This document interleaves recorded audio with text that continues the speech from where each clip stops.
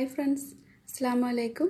ഇന്ന് ഞാൻ വന്നിട്ടുള്ളത് കേക്ക് ഐസിങ് ചെയ്യാൻ വേണ്ടിയിട്ടുള്ള ഒരു ക്രീമിന്റെ റെസിപ്പി ആയിട്ടാണ്. ഈ ഒരു ക്രീം മെൽറ്റ് ആയി പോകത്തതേ ഇല്ല.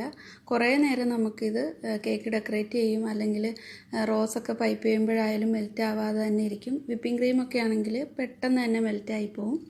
അപ്പോൾ ഈ ഒരു ക്രീം റെഡിയാക്കാൻ വേണ്ടിയിട്ട് വളരെ ഈസിയാണ്. വെറും 2 ചേരുവ മാത്രം മതി.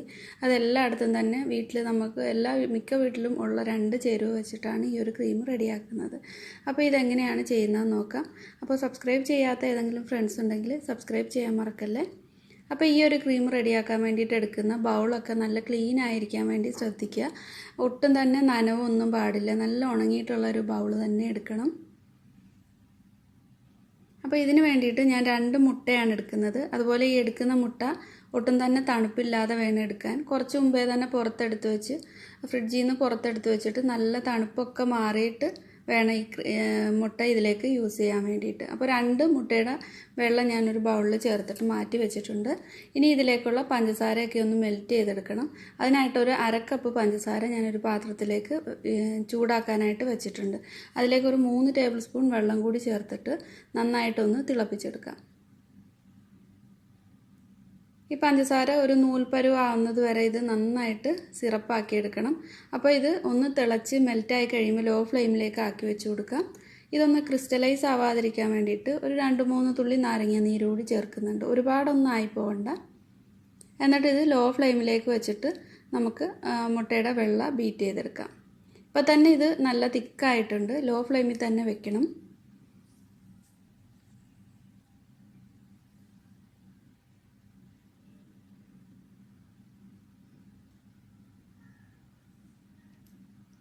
ഈ മുട്ടയുടെ വെള്ളയിലേക്ക് ഞാൻ ഒരു നുള്ളു ഉപ്പ് ചേർക്കുന്നുണ്ട്. ഒരുപാടായി പോരുത്, ഒരു നുള്ളു മാത്രം മതി. എന്നിട്ടിത് ബീറ്റർ വെച്ചിട്ട് ഹൈ സ്പീഡിലിട്ടിട്ട് നന്നായിട്ട് ബീറ്റ് ചെയ്തെടുക്കാം. അപ്പോൾ ഇത് ബീറ്റ് ചെയ്യുന്ന ബൗള് പ്രത്യേകം ശ്രദ്ധിക്കേണ്ടത് നന്നായിട്ട് ക്ലീൻ ആയിരിക്കണം. ഒട്ടും തന്നെ നനവ് പാടില്ല. എങ്കിൽ മാത്രമേ മുട്ടയുടെ വെള്ളം നന്നായിട്ട് ബീറ്റ് ചെയ്തെടുക്കാൻ പറ്റൂ. അപ്പോൾ ഇത് ഒരുവിധം ഒന്ന് ബീറ്റ് ചെയ്തെടുത്തിട്ടുണ്ട്. ഈ സമയത്ത് നമുക്കിതിലേക്ക് ഇനി പഞ്ചസാര പാനിയാക്കിയിട്ടുള്ളത് ചേർത്ത് കൊടുക്കാം. അപ്പോൾ നിങ്ങൾക്ക് വേണമെന്നുണ്ടെങ്കിൽ ഈ ബീറ്ററിന് പകരമായിട്ട് ഇതേപോലുള്ളൊരു വിസ്ക് ഉപയോഗിക്കാം. പക്ഷേ വിസ്ക് വെച്ചിട്ട് നമ്മൾ ചെയ്യുമ്പോൾ കുറേ ടൈം എടുക്കും. പിന്നെ കൈക്ക് നല്ല പണിയുണ്ടാവും. നന്നായിട്ട് തന്നെ സ്പീഡിൽ തന്നെ ബീറ്റ് ചെയ്യണം വിസ്ക് വെച്ചിട്ടായാലും. അതുകൊണ്ട് വിസ്ക് യൂസ് ചെയ്യാം. ബീറ്റർ ഇല്ലാത്തവർക്ക് വേണമെങ്കിൽ വിസ്ക് വെച്ചിട്ടും ചെയ്തെടുക്കാം. വിസ്ക് വെച്ച് ചെയ്താലും നന്നായിട്ട് തന്നെ കിട്ടും. അപ്പോൾ ഫ്ലെയിം ഓഫ് ചെയ്തിട്ടുണ്ട്. എന്നിട്ട് ഈ പഞ്ചസാരപ്പാനി ഇതിലേക്ക് സൈഡിലൂടെ ഒഴിച്ചു കൊടുക്കുക. എന്നിട്ട് ഇത് ഹൈ സ്പീഡിൽ തന്നെ ബീറ്റ് ചെയ്തുകൊണ്ട് വേണം ഈ പാനി ഇതിലേക്ക് ചേർത്ത് കൊടുക്കാൻ. പഞ്ചസാരപ്പാനി നല്ല തിക്കായിട്ട് തന്നെ ഇരിക്കണം. നമ്മൾ ഒരു നൂൽ പരുവം ആവുന്ന ആ ഒരു സ്റ്റേജിൽ തന്നെയാണ് വേണ്ടത്. ആ ചൂടോടെ തന്നെ ഇതിലേക്ക് ഇതേപോലെ സൈഡിലൂടെ ഒഴിച്ചു കൊടുക്കുക. എന്നിട്ട് ഹൈ സ്പീഡിൽ തന്നെ ഇട്ടിട്ട് മുട്ടയുടെ വെള്ളം ബീറ്റ് ചെയ്തുകൊണ്ടേ ഇരിക്കണം. അപ്പോൾ ഇത് ചൂടോടെ ഒഴിച്ചെന്ന് കരുതിയിട്ട് മുട്ടയുടെ വെള്ളം പിരിഞ്ഞു പോവുകയോ അങ്ങനെയൊന്നുമില്ല. നന്നായിട്ട് തന്നെ കിട്ടും. അപ്പോൾ ഇത് ഒഴിക്കുന്ന ആ സമയത്ത് ഇത് ഹൈ സ്പീഡിൽ തന്നെ ബീറ്റ് ചെയ്യാനായിട്ട് ശ്രദ്ധിക്കുക. ഇതേപോലെ കുറേശ്ശെയായിട്ട് മാത്രം ചേർത്ത് കൊടുക്കുക. മൊത്തത്തിൽ ഇതിലേക്ക് ചേർക്കരുത്. ഇപ്പോൾ പഞ്ചസാര പാനിയെല്ലാം നന്നായിട്ട് ഇതിലേക്ക് മൊത്തത്തിൽ ചേർത്ത് കൊടുത്തിട്ടുണ്ട്. ഇനി ഇത് 2-3 മിനിറ്റ് കൂടി ഇതേപോലെ ഹൈ സ്പീഡിൽ തന്നെ ബീറ്റ് ചെയ്തെടുക്കാം.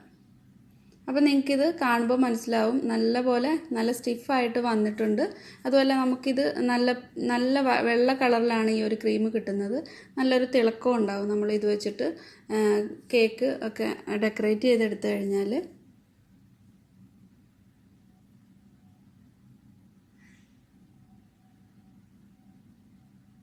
അപ്പോൾ ഇത് ചെയ്യുമ്പോൾ നിങ്ങൾ ശ്രദ്ധിക്കേണ്ടത് ഇതിലേക്ക് ഒഴിക്കുന്ന ആ പഞ്ചസാര പാനി നല്ല തിക്കായിട്ട് വേണം. അതുപോലെ ആ നല്ല ചൂടോടെ തന്നെ ഇതിലേക്ക് ഒഴിച്ചു കൊടുത്തിട്ട് വേണം ഹൈ സ്പീഡിൽ ബീറ്റ് ചെയ്തെടുക്കാൻ.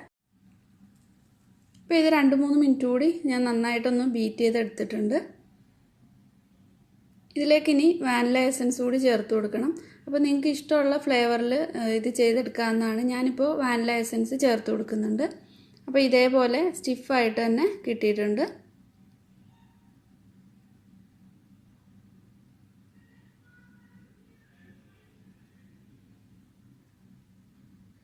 1 ടീസ്പൂൺ വാനില എസൻസ് ചേർക്കുന്നുണ്ട്.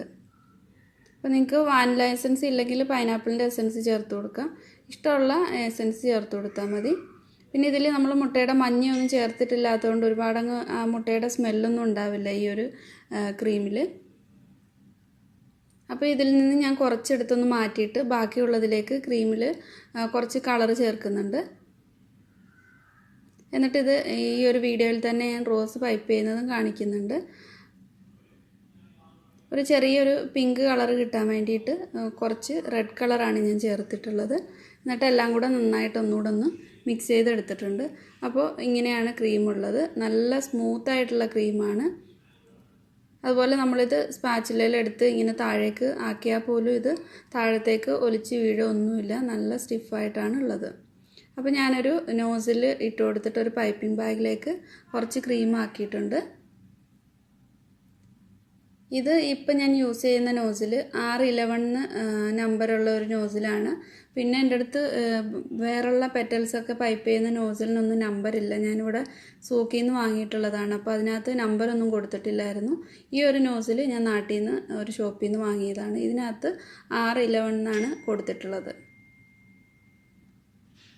അപ്പോൾ ഇതേപോലെ പൈപ്പ് ചെയ്തെടുക്കുക. അപ്പോൾ ഓരോ പ്രാവശ്യവും പൈപ്പ് ചെയ്തിട്ട് ഈ നോസിലിൻ്റെ എൻഡിൽ ക്രീം ഇരിപ്പുണ്ടെങ്കിൽ ഒന്ന് തുടച്ചിട്ട് മാത്രം അടുത്ത പെറ്റിൽ പൈപ്പ് ചെയ്ത് കൊടുത്താൽ മതി. അപ്പോൾ നിങ്ങൾക്ക് കാണുമ്പോൾ മനസ്സിലാവും നല്ല ഷൈനിങ് ആയിട്ടാണ് ഇരിക്കുന്നത് ഈ ഒരു ക്രീം. അതുപോലെ നല്ല പെറ്റൽസൊക്കെ നന്നായിട്ട് തന്നെ നമുക്കിതുകൊണ്ട് പൈപ്പ് ചെയ്ത് കൊടുക്കാനും പറ്റും.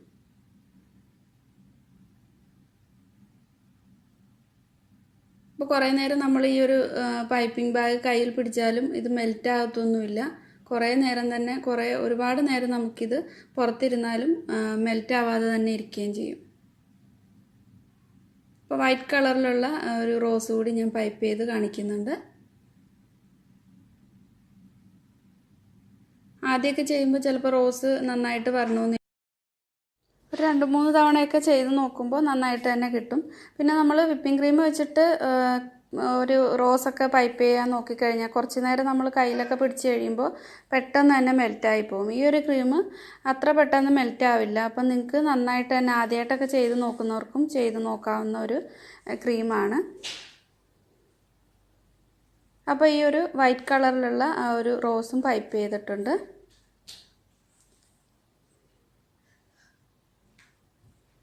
ഇതിപ്പോൾ ഞാൻ ബീറ്റ് ചെയ്ത ഉടനെ തന്നെ ഈ ഒരു റോസൊക്കെ പൈപ്പ് ചെയ്ത് കാണിക്കുന്നുണ്ട്.